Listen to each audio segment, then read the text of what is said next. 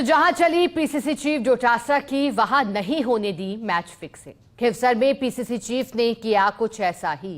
दुर्ग सिंह के बजाय जाट चेहरे को टिकट थमा दिया।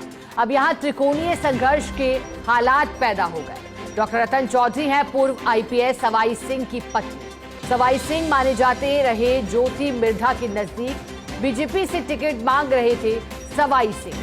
बीजेपी प्रभारी डॉक्टर राधा मोहन दास अग्रवाल और विजय राठकर से बात भी की। बीजेपी प्रदेश अध्यक्ष मदन राठौड़ से भी मिले थे सवाई सिंह, लेकिन बीजेपी ने टिकट दे दिया पूर्व प्रत्याशी डागा को। उधर स्वभाव से कांग्रेसी सवाई सिंह लौट आए कांग्रेस के साथ।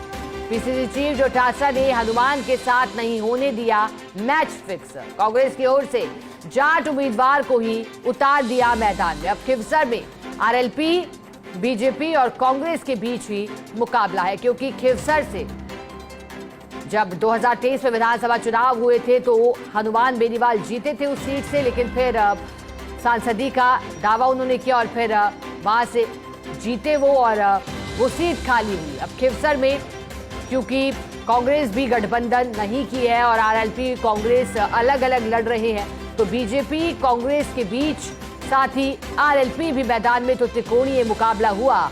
लेकिन मैच फिक्सिंग नहीं होने दी गई और जाट चेहरे को टिकट थमा दिया।